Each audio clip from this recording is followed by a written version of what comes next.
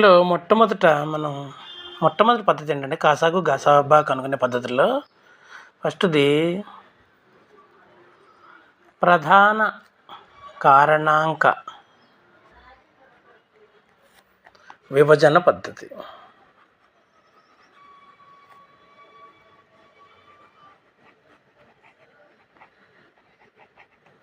ప్రధాన కారణాంక విభజన పద్ధతి. మరి ప్రధాన కారణాంక విభజన పద్ధతి అంటే ఏంటంటే మనకి ఇచ్చిన సంఖ్యల్ని ప్రధాన కారణాంకాలుగా రాయాలి. అంటే ప్రధాన సంఖ్యల కారణాంకాలుగా రాయాలి. ఆ కారణాంకాలు ఏమై ఉండాలి? ప్రధాన సంఖ్యలు మాత్రమే అయి ఉండాలి, సంయుక్త సంఖ్యలు అవ్వకూడదు. అలా ప్రధాన కారణాంకాల లబ్ధంగా రాయాలి ఇచ్చిన సంఖ్యల్ని. అంటే ఉదాహరణకి మనకి ఈ పద్ధతి చెప్పుకున్న తర్వాత వేరే పద్ధతికి వెళ్దాం. ప్రధాన కారణాంక విభజన పద్ధతిలో ఫస్ట్ ఏం చేయాలంటే మనకి ఇందాక ఇచ్చిన సంఖ్యలు మనం తీసుకుందాం. 12, 18 చిన్నవి తీసుకుంటే మన పద్ధతి అర్థమైతే ఆ తర్వాత పెద్దమైనా చేయొచ్చు. 12, 18 ఇచ్చారు. మరి 12 ప్రధాన కారణాంకాలుగా ఎలా రాస్తాము? 12ని చూడండి, 12 ఎలా రాస్తాం? 2 × 6. మరి 6ని ఏమని రాయొచ్చు? మళ్ళీ మనం 6ని ఏమని రాయొచ్చు చెప్పండి? 6ని కూడా 2 × మళ్ళీ 3 అని రాయొచ్చు. అంటే ఇక్కడ 2, 3 2 ప్రధాన సంఖ్యలు మనకు వచ్చాయి. అలాగే 18 తీసుకుందాం.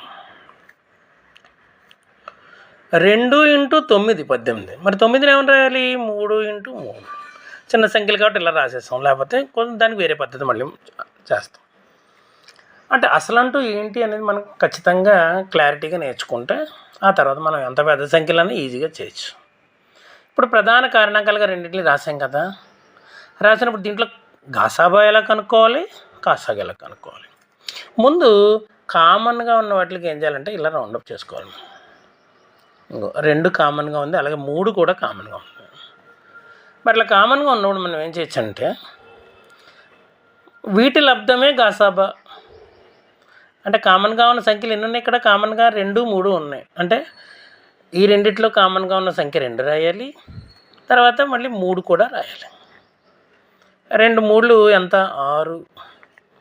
6 గాసాబా. ఇందాకటి లెక్క తీసుకున్నాం కాబట్టి 6 అక్కడ కూడా గాసాబానే వచ్చింది మనకి. తర్వాత గాసాబా అయిన తర్వాత కాసాగు ఎలా కనుక్కోవాలి? ఈ ఉమ్మడి ప్రధాన కారణాంకాలు ఏవైతే ఉన్నాయో వాటిని రాసి ఉమ్మడిగా 2 ఉమ్మడి ఉంది రాసేసాను, 3 కూడా ఉమ్మడి ఉంది రాసేసాను. అంటే అక్కడ గాసాబా పూర్తి చేసాం. మిగిలిన వాటిని కూడా వదిలేకుండా రాయాలి. అంటే 2 × 3 మళ్ళీ అంటే ఏమైంది? 2 3 6, 6 × 6 మళ్ళీ 6 6 36, మొత్తం 36 వచ్చింది. అంటే ఇందాకటి మనం చక్కగా వెరిఫికేషన్ కూడా చేసాం కదా. అది అయితే ఇక్కడికి వచ్చేసి మనం ఏం చేస్తామంటే ఇంకాను రెండో పద్ధతి ఉంది. ఆ పద్ధతిలో కూడా వీటిని సాల్వ్ చేసి చూద్దాం. రెండో పద్ధతి ఏంటి చెప్పండి? రెండో పద్ధతి భాగహార పద్ధతి. చిన్నప్పటి నుంచి మనం నేర్చుకునే పద్ధతి. 3వ తరగతిలోనే భాగహారాలు నేర్పిస్తారు మనకి కదా.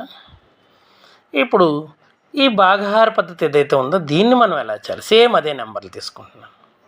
18 అటు ఇటు రాసిన పర్వాలేదు, నేను పొరపాటున 18 రాశాను. 18 × 12 2 ఏ ఎక్కల్లో పోతాయండి? 2 ఎక్కం. 2 9 18, 2 6 12. మళ్ళీ ఏ ఎక్కల్లో పోతాయండి? 3 ఎక్కల్లో పోతాయి. 3 3 9, 3 2 6. అంటే ఇవన్నీ కూడా మనకు చూసేటువంటి లాస్ట్ లైన్లో కనుక ప్రధాన సంఖ్యలు వస్తే ఆపేయచ్చు, ప్రధాన సంఖ్యల తర్వాత ఇంకా కొనసాగించాలి. అప్పుడు గసాబా ఏమైంది? గసాబానా కాసాగు మనం రాసినట్లయితే 2 × 3 × 3 × 2 2 3 6, 6 3 18, 18 2 36 మనకి కాసాగు వచ్చింది. అలాగే గసాబా కనుక్కునే పద్ధతి ఇది కూడా చిన్నప్పుడు చాలా చక్కగా ఈజీగా చాలా హుషారుగా మనం చేసేసిన లెక్కలు. 12 18తో భాగించాలి, 18ని 12తో భాగించాలి, భాగించిన తర్వాత 12 1 12, శేషం 6 వచ్చింది. సరే, శేషం 6 వచ్చింది కదా. ఇప్పుడేం చేద్దాము? ఈ 6 మనం ఏం చేద్దామంటే మళ్ళీ 12ని 6తో భాగించాలి. 6 రెళ్ళు 12 అంటే 0 శేషం వచ్చే వరకు ఈ రకంగా భాగాహారాలు మనం చేస్తూ ఉండాలి. అంటే శేషం వచ్చింది, శేషం వచ్చిన తర్వాత మళ్ళీ ఇక్కడ మనం విభాజకం ఏదైతే ఉందో తీసుకోవాలి, దాన్ని శేషంతో భాగించాలి, మళ్ళీ ఇంకో శేషం వస్తుంది, ఆ శేషం 0 అయితే ఆపుతాము, లేకపోతే ఇదే పద్ధతిని మనం కొనసాగిస్తాం. కాబట్టి ఇక్కడ మనకి ఏమవుతుందంటే మరి గాసాబా ఏమవుతుంది, 6 గాసాబా అవుతుంది, భాగఫలం గాసాబా అవుతుంది, ఇక్కడ విభాజకం మాత్రం గాసాబా అవుతుంది. సో 12 మరియు 18ల గసాబా ఏమవుతుందన్నమాట, మనకి ఎంత అయింది చెప్పాలి, 6 అయింది.